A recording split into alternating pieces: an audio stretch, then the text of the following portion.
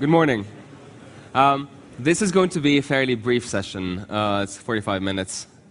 All right, so it's our delight and pleasure. To my left is Shabina Khatri. She's the leader of Tomorrow. And she's a United States journalist currently based in Doha, Qatar. My name is Mohammed Dahshan. I'm from Egypt. I'm a government consultant and a writer.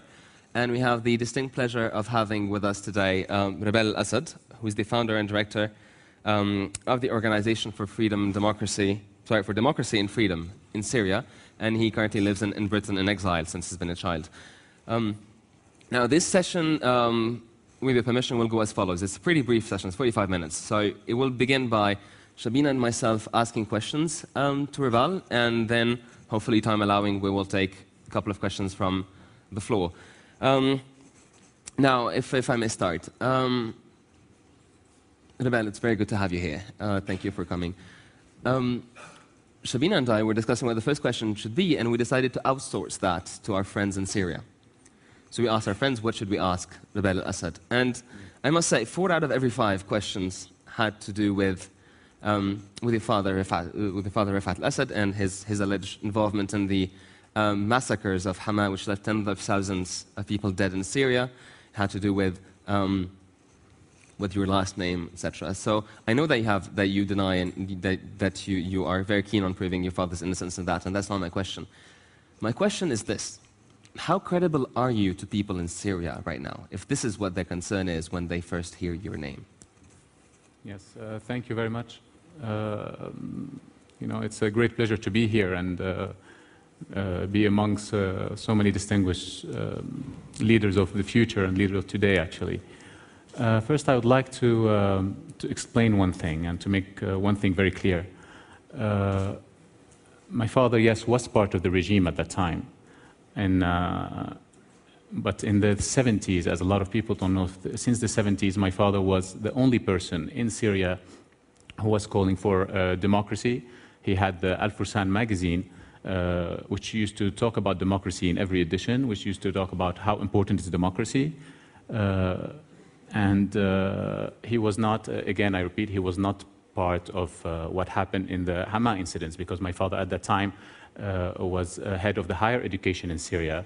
He was head of a lot of people, what they confuse with something, it used to be called the Unit 569, which job was the protection of Damascus in 1982. As we all know, 1982, there was the Israeli invasion of Lebanon.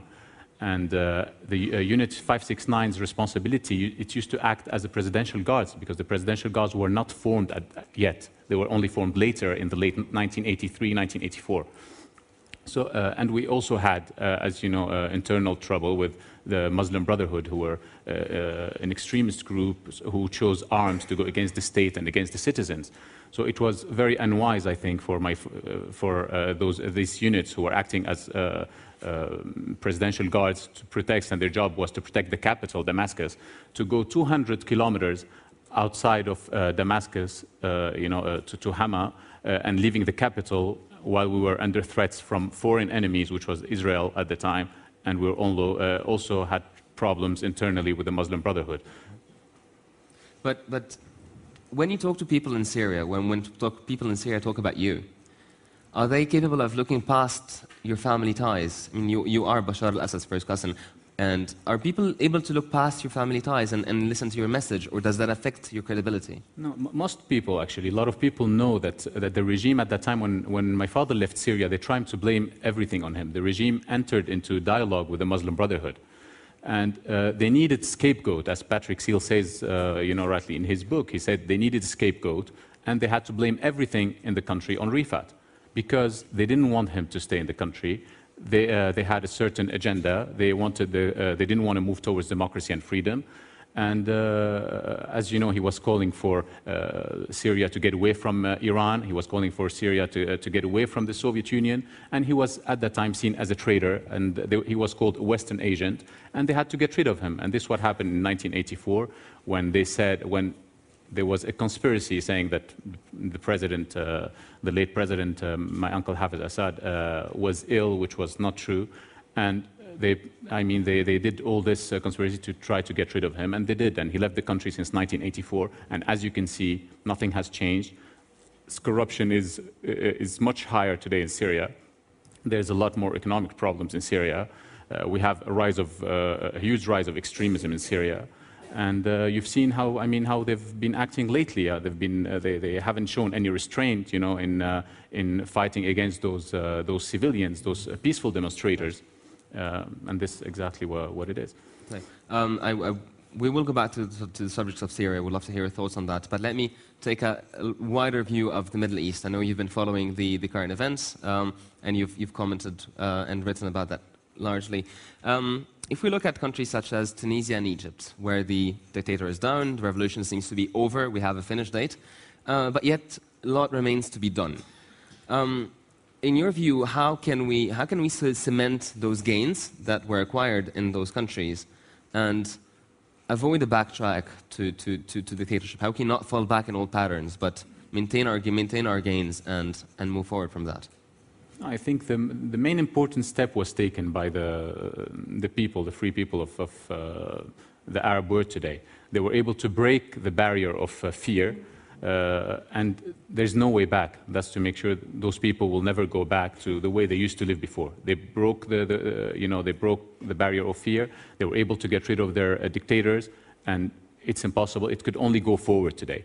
People today, everybody in the Middle East has a satellite. Everybody has satellite television, everybody has a mobile phone, a lot of people use internet, maybe not in Syria, but all over the Middle East, everybody is connected, they're on the internet, they see what's happening around the world, they see how we live in Europe, how we live in the West, and in the East, and it's impossible. They would not accept less than how the whole world is living today. So can we talk a little bit about the unstable countries then, with Libya, for example, and Yemen? How do you see those countries, the revolutions playing out there? In Libya, as you know, it's very unfortunate because it's such a rich country with, a large country with very few populations. So the leader Gaddafi was able or could have avoided all of that by just making his people live better. And what's happening today is really unacceptable.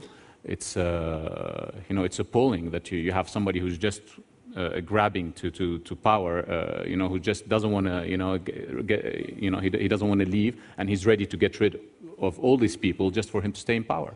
So what do you predict will happen then? Well, I think the international community has to stand very strong with those, with the people of Libya to help them get their freedom, because just by the way, with what's happening today, I think it's going to be very difficult. The people, the citizens of Libya are very badly armed, very badly trained. It's such a large country, so they cannot mobilize so easily.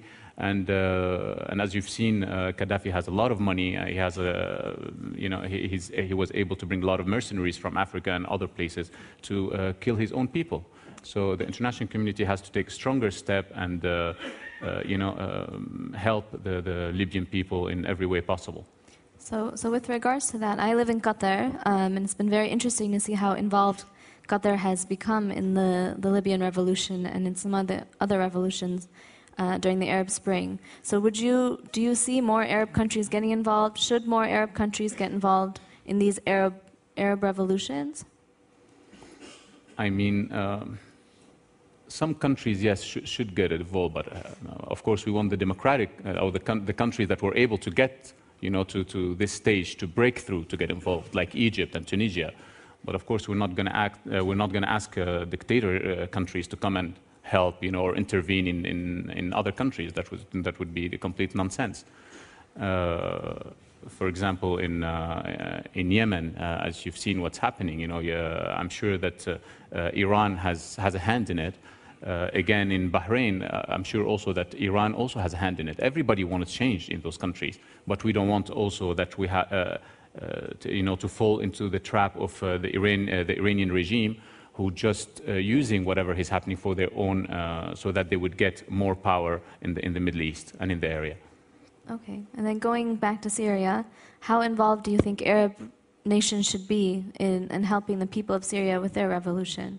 So, for example, would you condone NATO putting airstrikes or Arab countries sending fighter jets to Damascus? Of course, nobody is with the use of, violence against your own people. I would not suggest that, and I would. We have to stay away from that, because that would be very dangerous for Syria. And Syria is in a very delicate situation. As you know, through Syria, Iran controls Lebanon, they control Gaza, they control part of Iraq. So anything that could go wrong with Syria, I think it could be a real disaster for the whole region, because the Syrian regime is ready at any time to ask for the Iranians' help. As you know, a lot of people in the Syrian regime who are, from the Syrian secret services and security apparatus are trying to get Syria, to drag Syria into a civil war, or into sectarian war, actually. Because if there's a sectarian war in Syria, they know that they can get the chance to ask Iran for help. They could ask Hezbollah for help. They could ask a lot of Shia groups in Iraq and other places for help, and this would put the whole region on fire. And this is what we don't want to see, actually. We have to be very careful about it. The Syrian people will be able to get their freedom at the end. They have to continue to go out chanting for freedom, democracy. It has to be peaceful. They cannot also fall into the secret services trap. At the same time, we don't want to, there are in Syria some extremist groups that also would like to drag Syria into sectarian war, because in that case they are able to, to use the sectarian card, or think they could get help from other countries in the region, and that also would be disastrous, because as you know, in Syria there's a lot of minorities. There are Christians, Muslims, and between the Muslims you have Alawites, Sunnis, Shias, Ismailis, Druze. You also have the Kurds, you have the Armenians, you have Sharkas, Turkmen, and all those people, they would not feel safe if they feel that there is any extremist power that is trying to take advantage of the situation to try to bring, for example, the Muslim Brotherhood or other extremist group into power. So they will defend themselves, and that would create again, a chaos inside in Syria. I will go back to the Syria-Iran link, because I think it's a very interesting topic.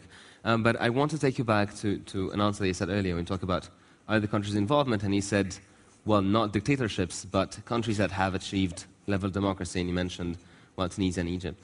Well, how do you think that countries like Tunisia and Egypt could, or perhaps even Lebanon, as one of the more stable, more democratic regimes in the region, per se, how do you think these countries could be of assistance to the uprising in Syria? I mean, all those countries, they should denounce the violence that's used against against those peaceful demonstrators. That's the most important thing to do. They should denounce it, and they should say it openly. They should not be shy about it. And unlike what, for example, as soon as Mubarak was gone, you had the head of the army who went to Syria and had visited the president or the leadership in Syria. Well, I don't think this was a very good message to the Syrian people who were demonstrating. The Syrian people need to see international support, need to see that their voice are heard, need to see, because of the media, because we don't have, the media is not allowed into Syria, and because of the limited internet access, even though a lot of people were able to put a lot of videos of the violence that was used against them, but they need to see that those countries are speaking up for them, and they're supporting them in every way possible.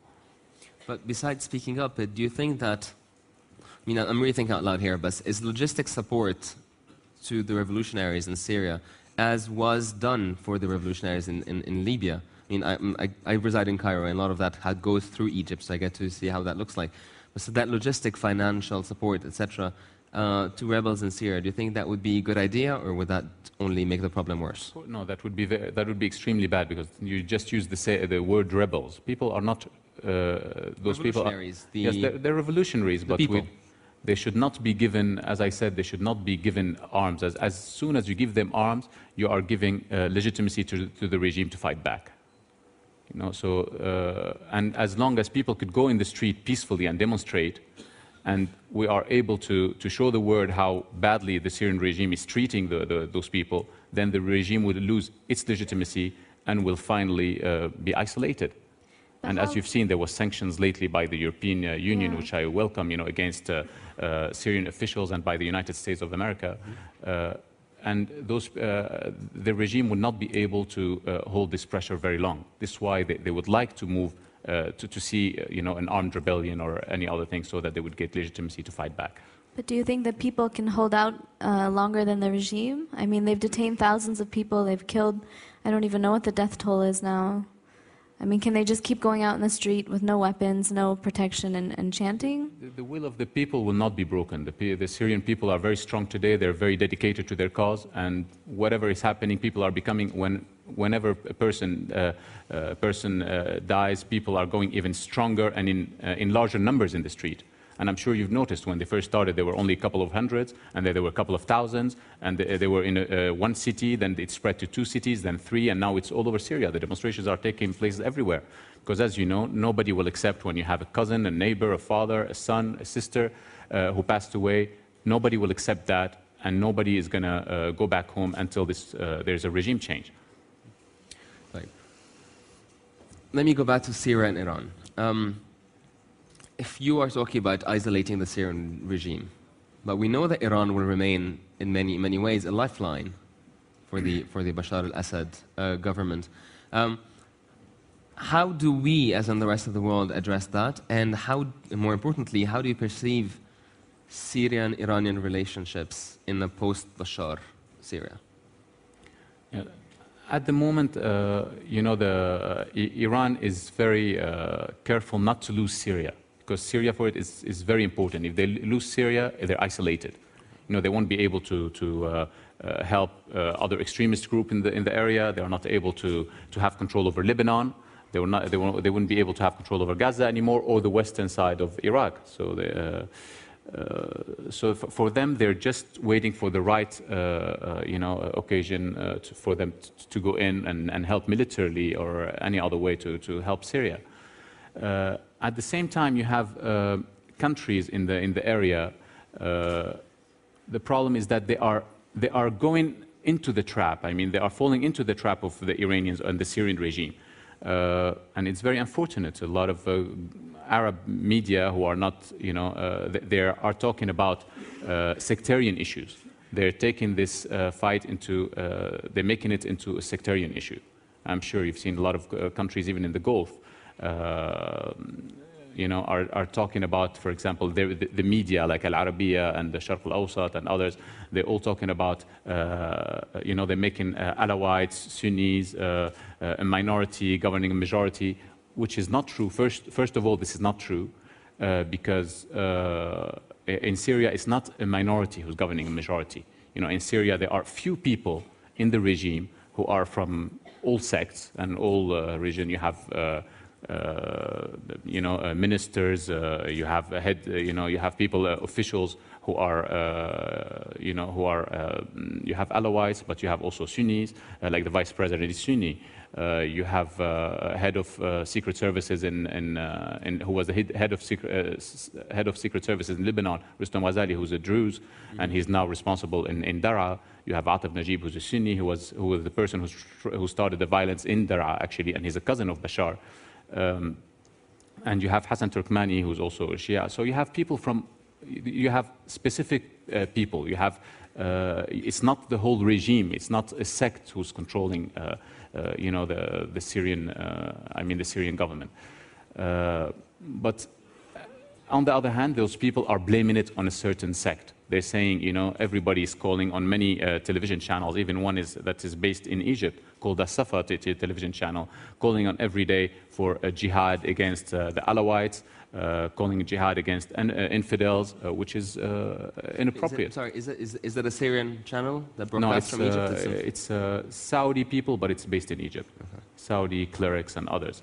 You also had a very famous Saudi cleric, Al-Luhaydan, Yahya Al-Luhaydan, who also called last week. He's a very prominent figure in Saudi Arabia, calling on a jihad against the infidels, the Alawites. Well, this is again unacceptable, because... I mean, religion aside, if we're talking Syria, Iran, Yeah. what is the future of the Syrian-Iranian relationships? Well, this is very important. This is why I'm talking religion, because as soon, when you go into religion, when it becomes sectarian, the regime and Iran are getting closer and closer. And at the end of the day, the same way, for example, it happened in Bahrain. What happened in Bahrain? The regime in Bahrain asked the Saudi government and the Emirate government and all the Gulf countries to come and to their rescue, to come and help them against those demonstrators. Well, this is the same thing that's gonna, again, it's the same exact thing that's gonna happen in Syria. And if you remember, Walid al-Muallim, Syria's foreign minister, he visited Iran at that time, and he welcomed the Gulf countries intervening in Bahrain. But that was a signal saying that we are welcoming this happening in Bahrain, but if this happens in Syria, we will not hesitate asking Iran for help. So this is why we have to be very careful and try to not to fall into their trap, so that we won't give the excuse to Iran to intervene into the region. So if future Syrian policy will be Iran-free? Yes, I hope so. Okay. One thing that we're addressing, there are also news today about Ben Ali being sentenced or being put to trial in Syria. Pardon me. Ben Ali in Tunisia. He's been tried in absentia since he currently is in Saudi Arabia.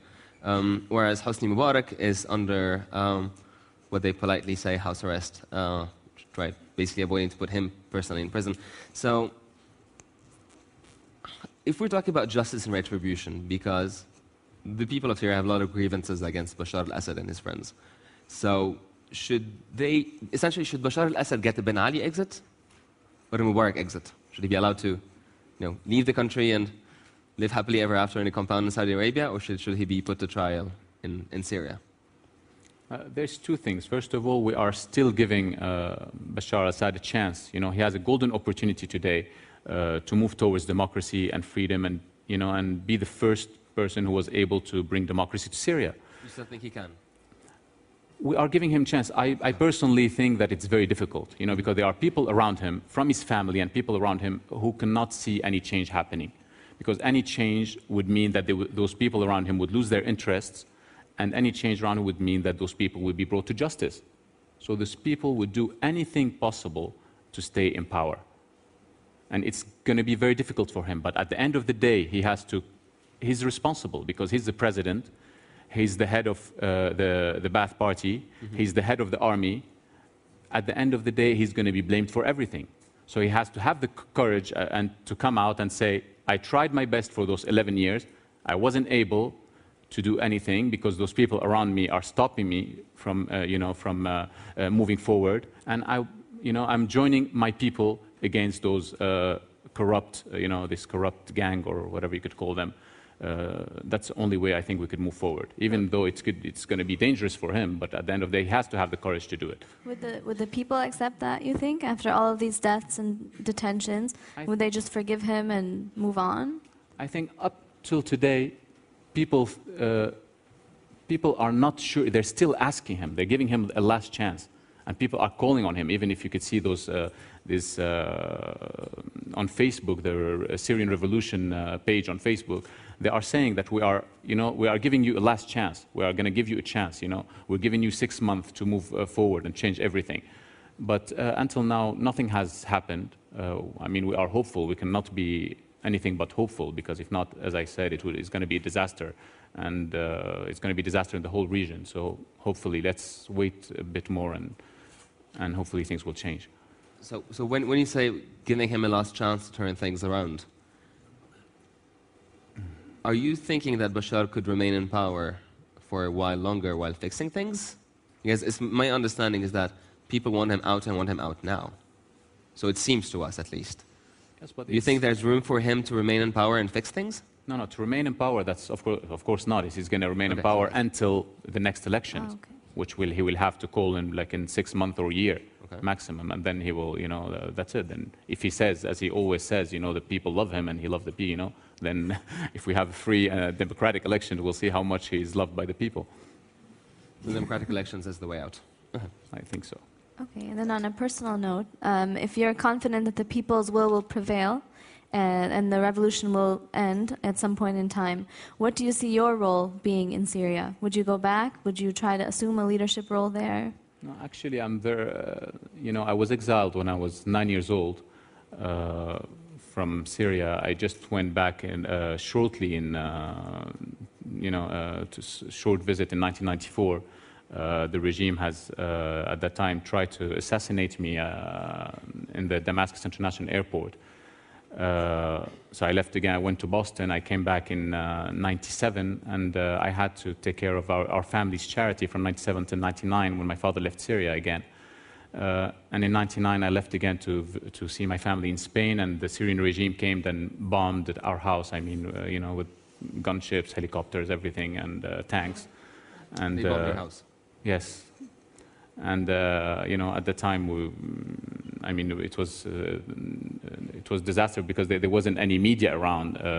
The regime's official version was they attacked an illegal port belonging to our family, even though thanks to YouTube later on we were able to put a video of showing that it's a house. A few years later, showing that it was a house, and how we put video of the house after it got bombed. And I decided,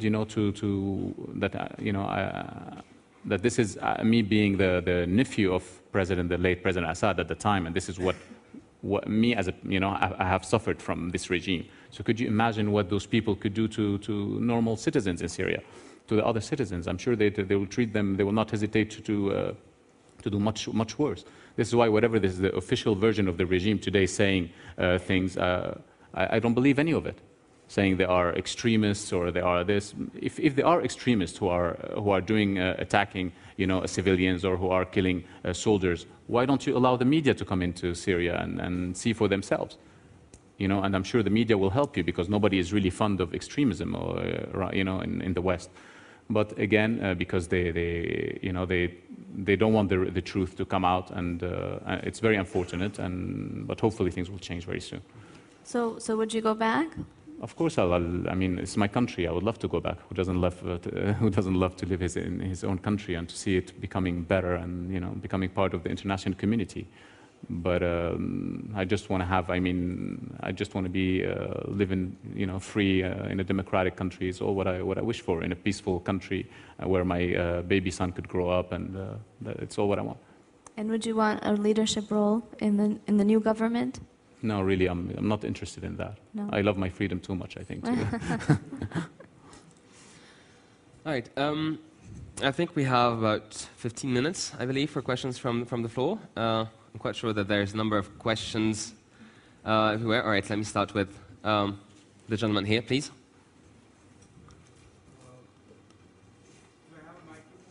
Oh, sorry.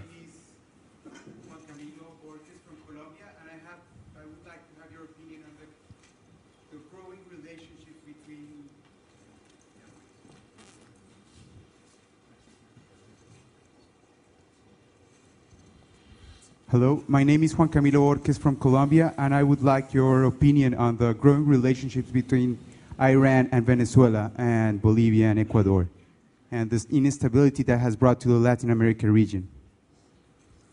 Yes. Well, as I said before, there are those powers could be in, dictators in Latin America as Chavez and the situation in Cuba, and all those dictators have the same interests. So they try to stick together and to try to face the free world.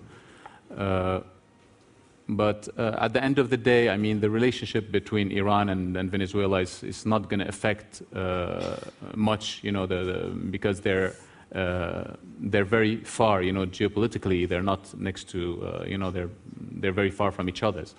And but what's scary about it is the help, is what Iran could do in the Middle Eastern region, not much in Latin America, because in the region, Iran could have people is trying to use, for example, the Shia Arabs, who are very sentimental, and to tell them that we are here to help you to take your freedoms, to become to take to take the regime from the actual leaders now. But at the end of the day, we have to know the true intentions of Iran, and the true intentions is just to take control of the area by any means possible. And they don't care actually about the Shia Arabs, because you should see how they treat their own citizens. I mean, we also how during the Green Revolution in Iran, how the Iranian regime treated their own citizens. I mean, they're Shia Iranians and Shia Arabs, and they did not hesitate into killing them and torturing them and doing the most horrible things to them. So why the Shia Arabs listen to the Iranians? Why do they have to believe the Iranians? They have to be very careful of their true intentions, and and know how they treat how they treat their own people. So if they treat their people this way, how are they going to treat them once once they're able to take over the region? Thank you. Next question. I think the gentleman in blue shirt here.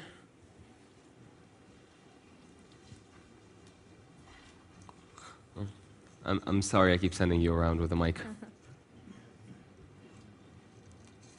Yes, there. Thank you.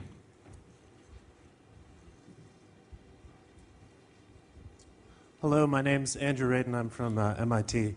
I wanted to ask you about the legitimacy of Western involvement in these types of democratic uprisings.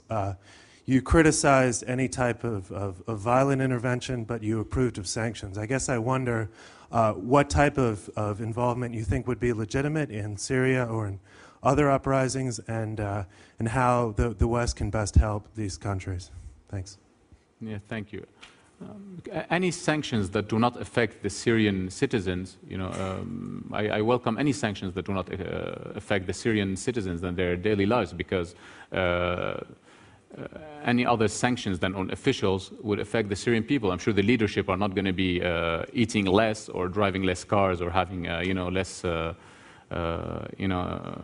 fortunate lives if there are bigger sanctions on the country. But I mean, all sanctions that affect the Syrian officials and the people around them, they are very welcome, because those people, all of them have their money abroad, stashed abroad. They have,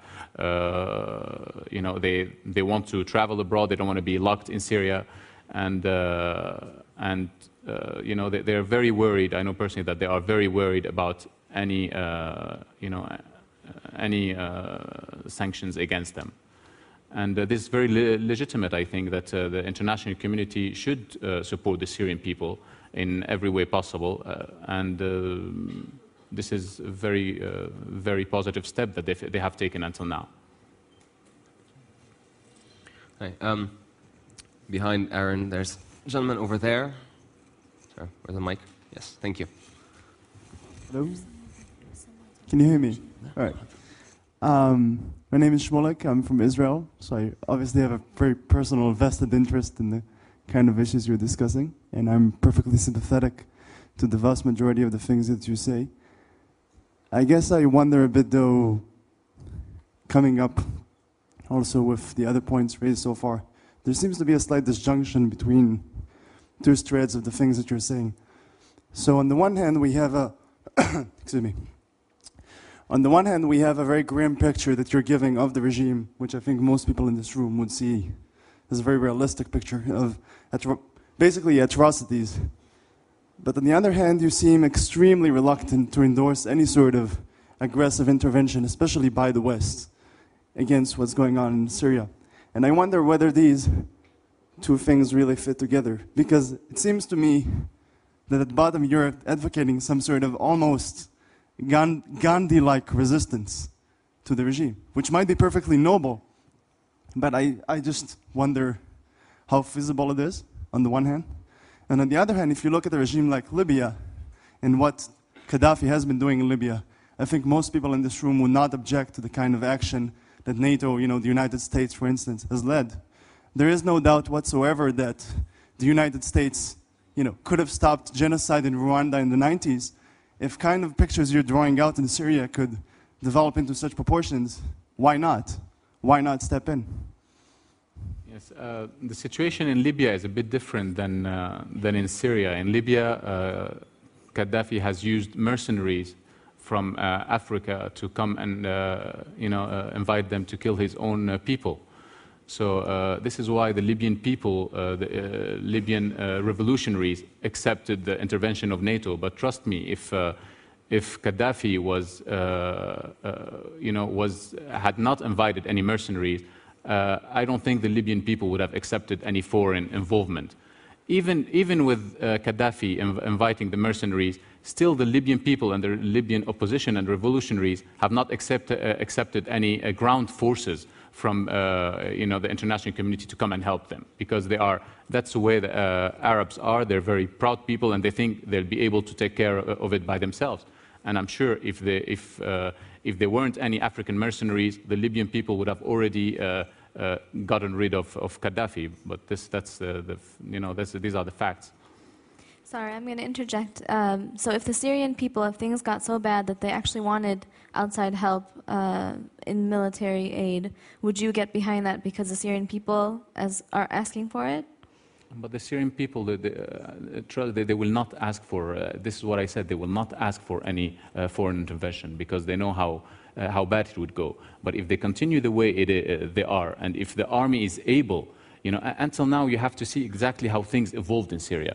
They started with very peaceful demonstrations.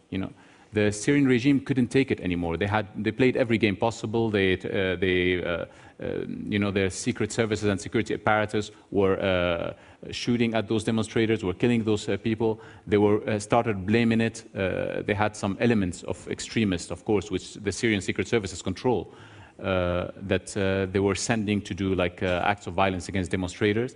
But they did not let the army intervene right away, because they knew very well that the army at the end, at the end of the day, the army is made up of people from all sects and for all people in Syria.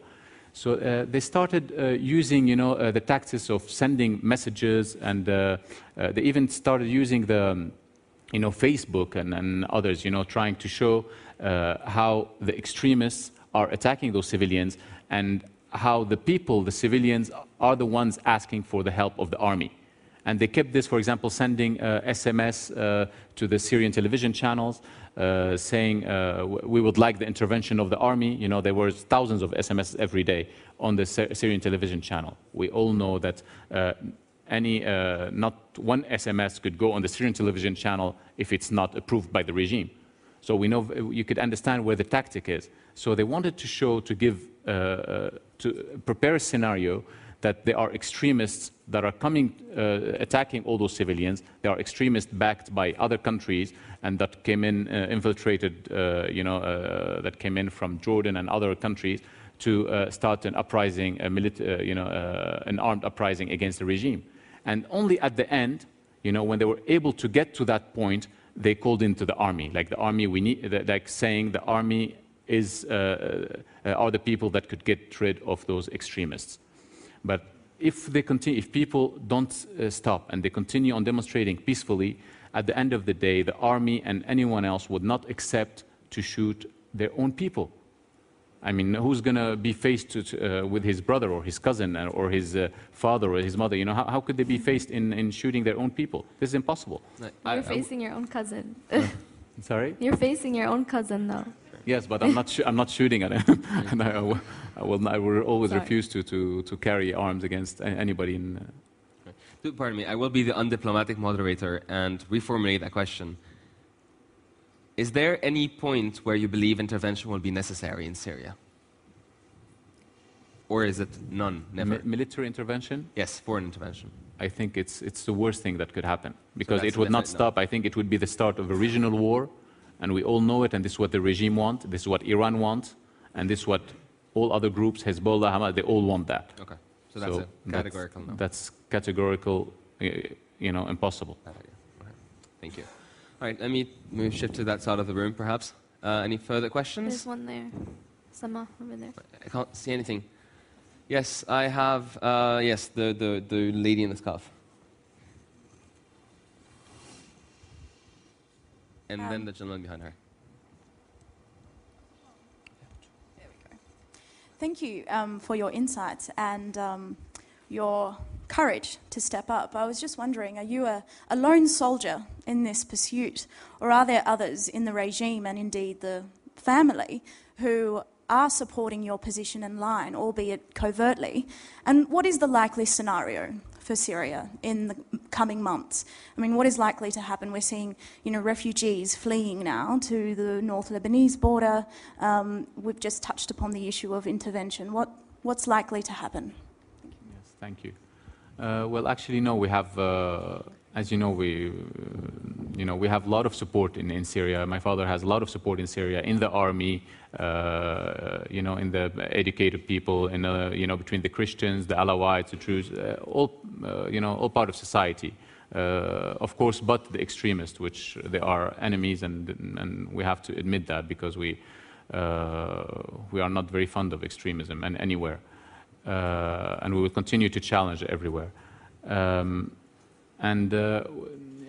Also, if you have noticed lately on the Syrian television channel, and there's stooges around, like Al Dunya television channel, Al Manar, which belongs to Hezbollah, they all have been blaming me for being behind those demonstrations happening in Syria. And they have all been saying that I'm actually, I'm in Lebanon now, sitting in the town of Tripoli and directing all those operations from the town of Tripoli in northern Lebanon. Obviously. Obviously, we have very nice studios in Lebanon now. But, that's to show you, because they're still trying to tell the people in Syria that if you are waiting for, for these people to come and save you, well, these are the people that are arming those extremists and are the ones leading those killings against you. So now we are actually in a media war with the regime, because we're trying to show that in every way possible that they're to discredit them, that they are liars. For example, I have just sued Al Manar television channel and the member of, the ex-member of parliament, Lebanese member of parliament, Nasser Kandil, for spreading those false rumors on television and everywhere. Well, this would show, again, this would discredit the Syrian regime in front of the Syrian people, and that would let we receive messages on Facebook, and a lot of, my emails, and, through people that come to Lebanon and call our organizations and tell us that that we are supporting you, we are with you, but please, make us understand, tell us the truth, what is really happening. Are you the one behind what is happening? The regime is trying to blame you for this. The regime is saying that you are the one behind the killings of civilians in Syria today. So we have to discredit them first before we could, move forward, because we have to tell the entire Syrian population that the Syrian regime is lying to you. They will do whatever possible, to stay in power. They are ready to kill anybody who opposes them, and including their own family. We have a lot of people in, for example, that are Alawites in the Latakia region and others who have been blamed by some Syrian opposition for going and taking part in those, in clamping down on repressing the demonstrators, those peaceful demonstrators, which is not true. And we have to show the people that these are members of the secret services and not members of the Assad family. We have distant cousins who are also from the Assad family, who were hurt the most by the Syrian regime. This is something that I would like everybody here to know. When Bashar came to power in 2000, he called every distant cousin of his from the Assad family, and he put them in jail. They were all put in jail and sentenced from 2 to 4 years. And so believe me, none of even the Assad family who are in Syria is with the Syrian regime. So if his own family is not with him, so could you imagine about the other, the other Syrian, what's remaining of the Syrian people, the remaining Syrian people. Right. I believe Dominic is allowing me to sneak in one extra final, very brief question and brief answer. But before I take a question, are there any Syrians by any chance who would like to ask a question to Ribal? Yes? No? Hi. Sir, please. Yes, please. You're not Syrian, are you? Thank you. I'll ask you to kindly keep it brief, and I will ask Ribal to do the same, if possible. Thank you very much. Hello? Yes, works. Okay, thank you. My name is Yao Qi from Shanghai, China. I'm studying Shanghai Jiao Tong University. And my question is, in Arab countries, I think the radical Muslim groups are very important and have great influence on your countries and the citizens in there, right? Since they have so much great influence, whether can a stable democratic institution exist without absorbing these Muslim groups? And if you agree with that, how can you create or build a stable institution